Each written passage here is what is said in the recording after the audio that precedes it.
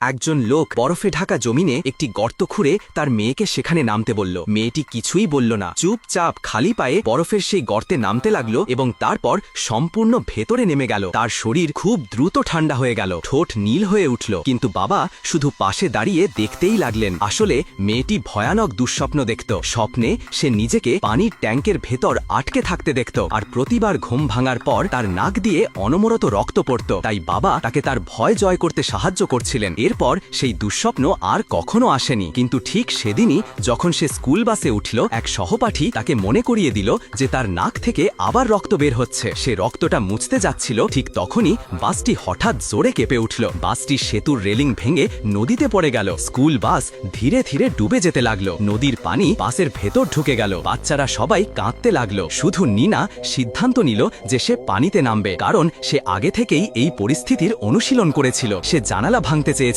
কিন্তু দুর্ভাগ্য, সে খুব দুর্বল ছিল। তাই সে আবার উপরে উঠে এসে নিঃশ্বাস নিল এবং তারপর আবার পানির নিচে গিয়ে বেরোনোর পথ খুঁজতে লাগলো। সে সামনে একটু আলো দেখতে পেল এবং বন্ধুদের জানালো, কিন্তু তারা সবাই এত ভয় পাচ্ছিল যে কেউই তার সঙ্গে নামতে চাইল না। নীনাকে একাই সাঁতার কাটতে হলো, আর সত্যি সে ভাঙা জানালার পথ দিয়ে বাইরে বের হয়ে এলো। সে প্রাণপণে সাঁতার কাটতে লাগলো, কিন্তু বাস থেকে বেরোয়াতেই তার শক্তি শেষ হয়ে গেল। সে পানির ওপরে পৌঁছানোর আগেই অজ্ঞান হয়ে গেল। তখনই তার ওপর একটি আলো পড়ল এবং সে অন্য এক জগতে পৌঁছে গেল। তার সংকুচিত দেহটি পানির গোলকের ভেতর ভাসছিল। এক হাত পানির ভেতর ঢুকে মেয়েটিকে বের করে আনলো। সেই নারী তাকে কোলে নিল এবং দুইটি বিকল্প দিল, তার মতো একজন ফেরেশতা হয়ে যাও, অথবা মানুষদের জগতে ফিরে গিয়ে সবকিছু সহ্য করো। পিতার কাছে ফিরতে চাওয়ায় নীনা ফিরে যাওয়ার সিদ্ধান্ত নিল। পুরস্কার হিসাবে ফেরেশতা তার চোখ দুটো বের করে নিল। মেয়েটির মৃত্যুর 7 মিনিট পর তার বাবা তাকে নদীর ধারে খুঁজে পেল। অল্প পরেই সে জ্ঞান ফিরে পেল।